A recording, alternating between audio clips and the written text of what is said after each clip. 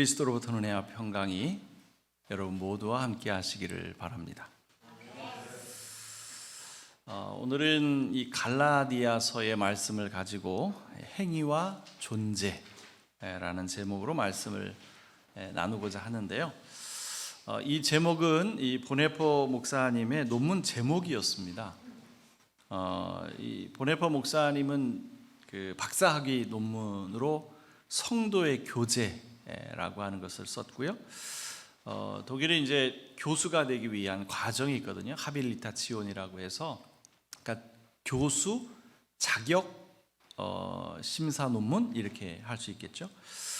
그래서 행위와 존재라는 제목으로 이 논문을 쓰셨는데, 오늘 말씀의 제목은 바로 이 논문에서 차용한 것입니다.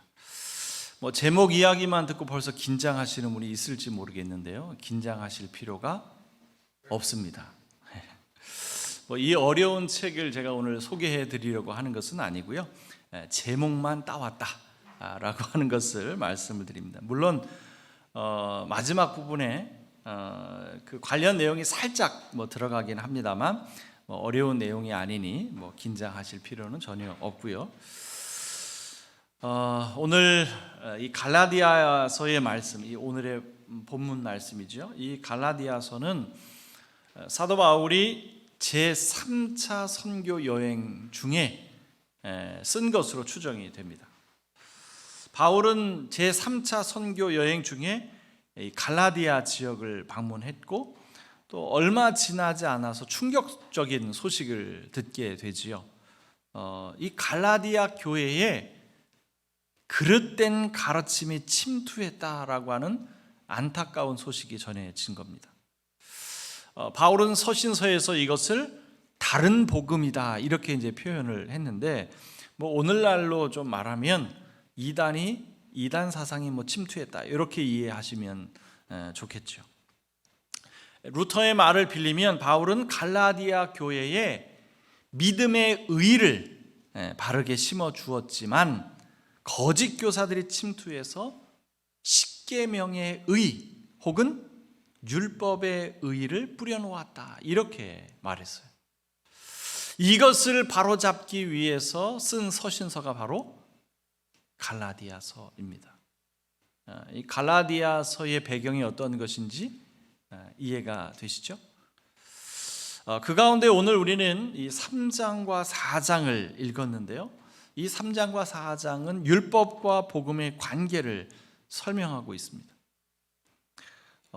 우리 그리스도인이 걷는 길에는 두 개의 길이 있다라는 거예요. 근데 이 두 개의 길은 두 갈래의 길을 의미하지는 않습니다. 하나의 길이지만 두 길을 거치게 된다는 의미예요.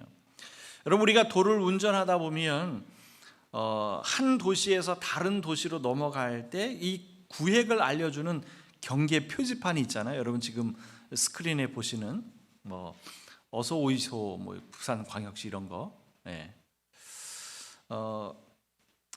근데 같은 길을 지금 가고 있는 거잖아요. 갈래길이 아니라, 그죠? 같은 길을 가다 보면 여기까지는 고양시고 여기서부터는 이제 서울시가 되는 그런 구획을 나누어지는 두 개의 길이 있다 이렇게 이해를 하시면 좋을 것 같습니다. 근데 그 두 개의 길이 어떤 거냐? 하나는 율법의 지배를 받는 길이고요, 또 하나는 복음의 영향권 아래에 있는 길이다라는 겁니다. 그 두 길의 경계선 사이에 우리는 먼저 율법의 지배를 받습니다. 그 길을 먼저 통과해야겠죠. 율법이 지배하는 길. 그래서 바울은 이것을 초등학문 아래에서 종노릇하는 것이다 이렇게 표현을 했어요. 초등학문 아래에서 종노릇하는, 그것이 율법의 지배를 받는 길이라는 거죠. 갇혀 있다라고 하는 표현도 썼고요, 또 개인교사의 역할을 한다, 율법이라고 하는 것이 개인교사의 역할을 한다 이렇게 말하기도 했죠. 예외는 없습니다. 우리 모두는 율법의 지배를 받아야 합니다. 초등학교를 거쳐야 중학교를 갈 수 있는 것처럼 우리는 모두 다 율법의 지배를 반드시 받아야만 한다는 거죠. 자, 그런데 믿음이 온 후에는 초등교사 아래에 있지 않고 초등학문 아래서 더는 종노릇하지 않는다, 이렇게 말하고 있죠. 그러니까 율법의 지배를 받는 길에서 벗어났다는 거예요. 그렇다면 이 두 갈래가 아니라 두 길의 경계선은 뭐라는 거예요? 경계의 기준, 바로 믿음이라는 겁니다. 믿음이 없으면 우리는 여전히 율법의 지배를 받으며 사는 것이고, 믿음이 있으면 우리는 율법으로부터 자유롭게 된다라는 거죠. 복음의 영향권 아래 있으니까. 여러분은 지금 어떤 길 위에 서 계십니까? 율법이 지배하는 길 위에 서 계신가요? 아니면 복음의 영향권에 있는 길에 서 있습니까? 이 두 개의 길을 구분하는 것이 쉽지는 않지만 그렇다고 불가능한 것도 아닙니다. 여러분, 우리가 사람을 평가할 때 우리는 사람의 행위로 평가하는 것에 익숙해져 있습니다. 사람이 사람을 평가한다라고 하는 것 자체가 우스꽝스러운 일이긴 하나, 사람들은 곧잘 사람들을 평가하고 판단하죠. 무엇으로요? 무엇으로 판단하고 평가하죠? 그 사람의 행위로 판단하죠. 이 살아있는 사람을 예로 든다는 것이 참 어려운 일이기는 하지만, 여러분, 우크라이나 침공으로 인해서 전 세계의 공공의 적이 된 러시아 대통령 푸틴, 한 나라의 최고 통치자임에도 불구하고 그가 한 행위로 전 세계의 공공의 적이 되었죠. 물론 러시아 내부에서는 지지율이 굉장히 높다라고 하지만 그보다 훨씬 많은 전 세계의 사람은 그의 우크라이나 침공을 명분 없는 제국주의 침략 전쟁으로 규정하면서 그를 전범으로 국제 형사 그 재판소에 세워야 한다라고 하는 여론이 거세지고 있죠. 푸틴이 왜 전 세계 공공의 적이 됐습니까? 그의 행위 때문이죠. 밴쿠버 동계올림픽 피겨 스케이팅 금메달리스트 누구죠? 네, 김연아 선수죠. 김연아 선수를 좋아하는 분들은 굉장히 많습니다. 금메달을 딴 그 즈음에 스포츠 예술 분야에서 이 시대의, 우리 시대의 영웅이 누구냐, 이걸 선정하는 그 조사가 있었는데요, 당당 1위를 차지했죠. 그녀가 이토록 국민적 영웅으로 추앙받는 이유는 올림픽에서 금메달을 딴 이유도 있지만 국내외를 가리지 않고 도움이 필요한 곳이라면 거액을 쾌척하는 기부왕이기도 하지요. 제가 김연아에 대한 기사를 쭉 이렇게 좀 찾아보니까 국민적 영웅이 된 여러 가지 요인들을 이야기하고 있습니다만, 이랬든 저랬든 김연아가 국민 영웅이 된 것은 역시 그의 행위 때문이죠. 우리는 이렇게 그 사람의 행위로 판단하는 것에 익숙해져 있습니다. 왜? 우리의 행위는 잘 드러나기 때문이죠. 그런데요, 여러분, 우리의 행위가 우리의 존재를 다 드러내 줍니까? 우리의 행위가 우리의 존재를 다 드러내 주느냐고요. 최근 칸 영화제에서 낭보가 들려왔죠. 우리나라 감독과 배우가 각각 감독상 그리고 나무주연상을 휩쓸었습니다. 우리 한국 문화의 위상을 한층 더 높여주었죠. 나무주연상을 수상한 송강호 배우가 주연한 영화의 제목이 뭔지 아세요? 네, 브로커. 네. 보신 모양이에요. 네. 네, 앞으로 보실 계획은 있으나 아직 보지 못하시는 분을 위해서 제가 스포일러를 하지는 않겠습니다. 간단하게 이것만 말씀을 드릴게요. 이 세탁소를 운영하는 주인공 송강호는 불법 입양 브로커입니다. 네. 그러니까 부산의 한 교회 베이비 박스에 버려진 아기를 몰래 빼돌려서 합법적으로 입양할 수 없는 가정에 돈을 주고 파는 거죠. 그러니까 그야말로 인신매매죠.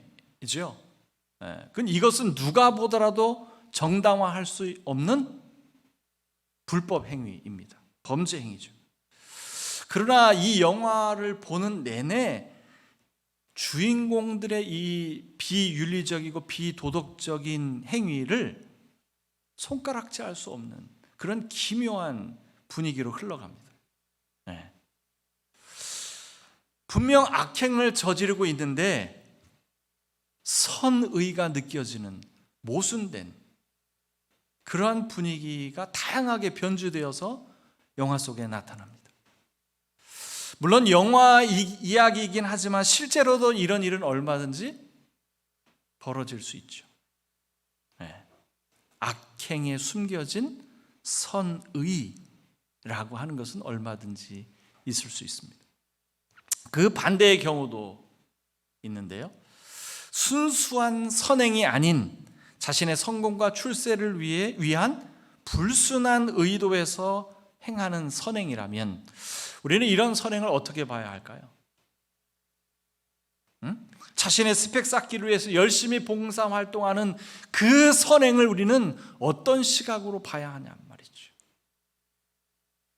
선행이니까 이랬든 저랬든 선행이니까 그냥 선행으로 봐야 할까요? 아름다운 선행이라 이렇게 말할 수는 없을 것 같아요.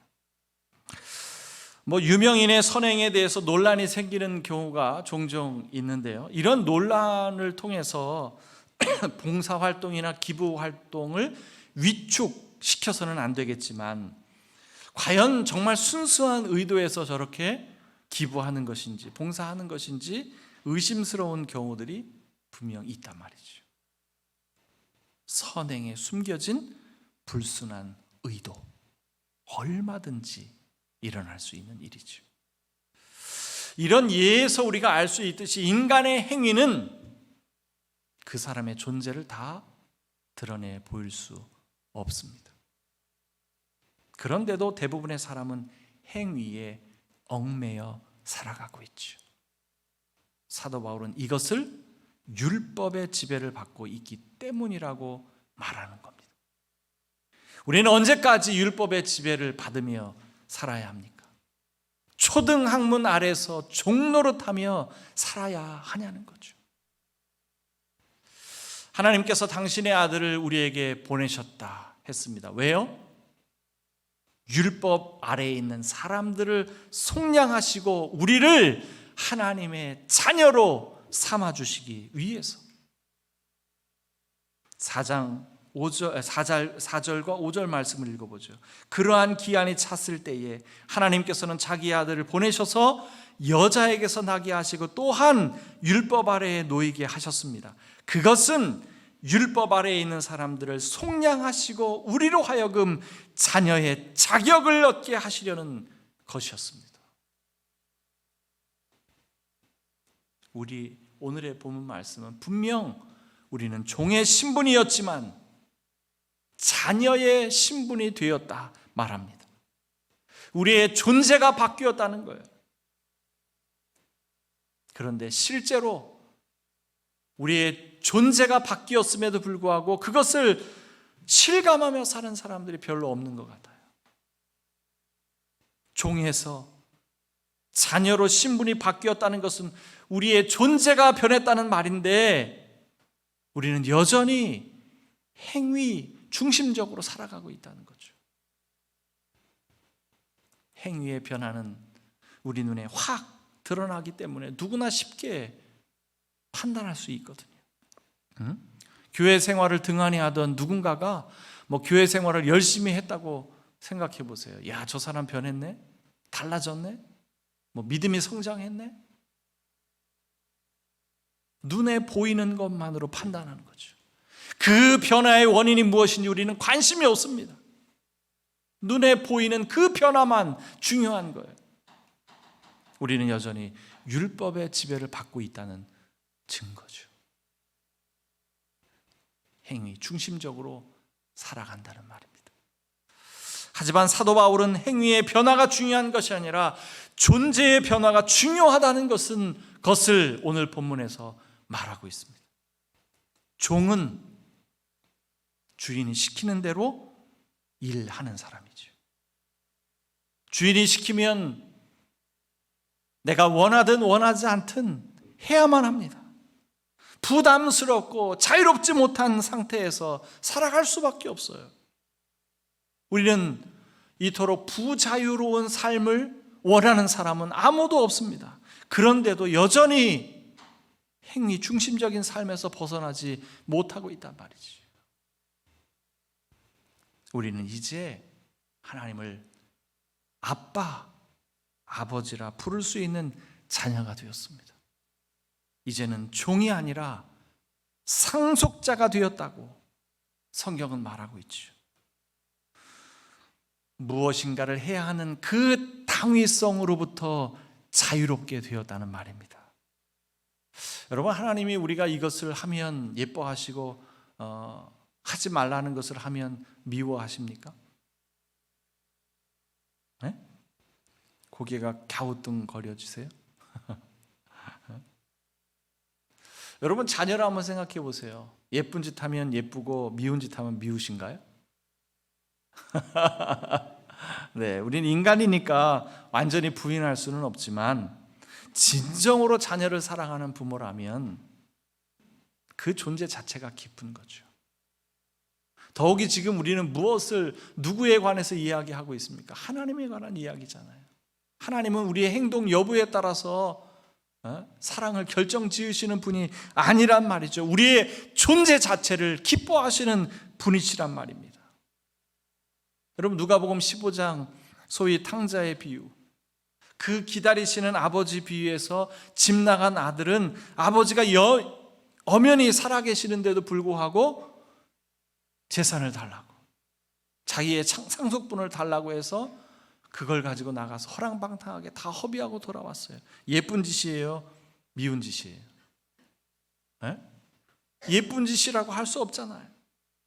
하지만 이 비유에 등장하는 아버지는 그 못된 행동을 한 아들, 그 못난 짓을 한 아들을 기다렸죠.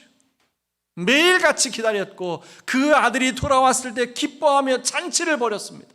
아들은 내가 더 이상 아버지의 아들이 될 자격이 없다고 나를 품꾼으로 하나 여겨달라고 했지만 어떻게 했습니까? 아버지는 좋은 옷을 입히고 손에 가락을 끼워주고 발에 신을 신겨주었지. 너는 누가 뭐래도 종이 아니라 아들이라고 하는 것을 재확인시켜주는 증표였습니다.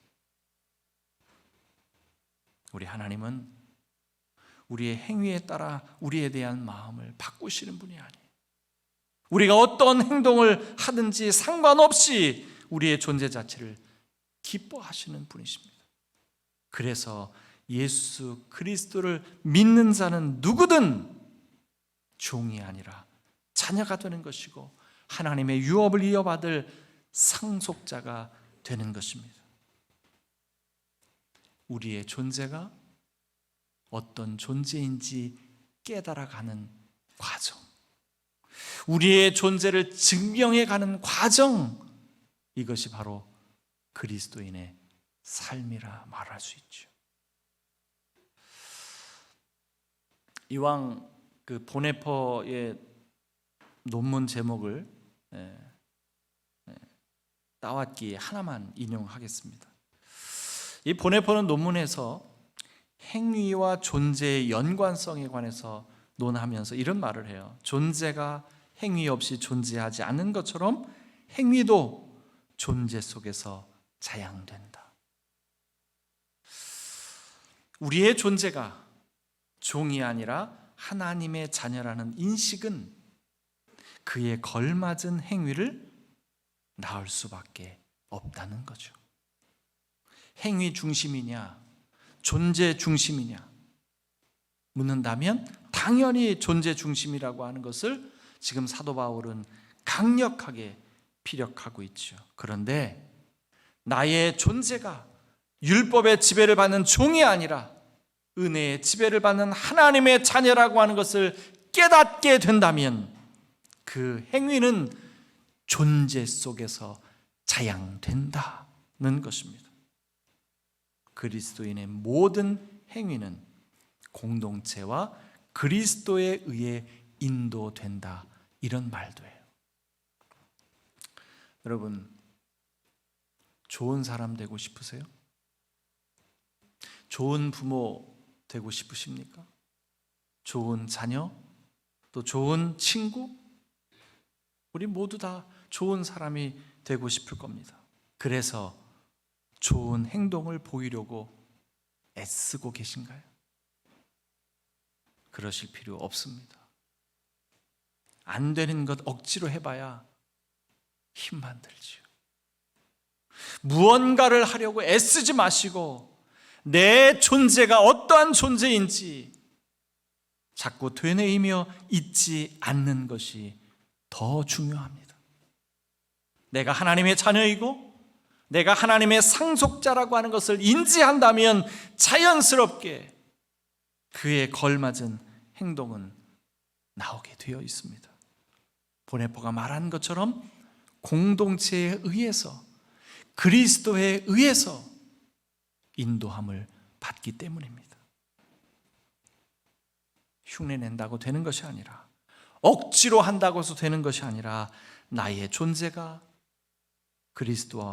그리스도의 인도함을 받는 하나님의 자녀라고 하는 인식을 나의 뇌리에서 떠나지 않게 하는 것, 이것이 가장 중요합니다. 내 존재에 대한 인식의 변화는 우리를 새로운 삶으로 인도할 것이고 우리의 삶을 더욱 풍성하게 바꾸어 줄 것입니다. 여러분은 종이 아니라 하나님의 자녀입니다. 하나님의 상속자입니다. 이 사실은 변함이 없습니다.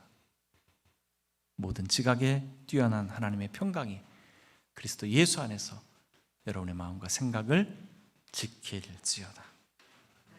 아멘.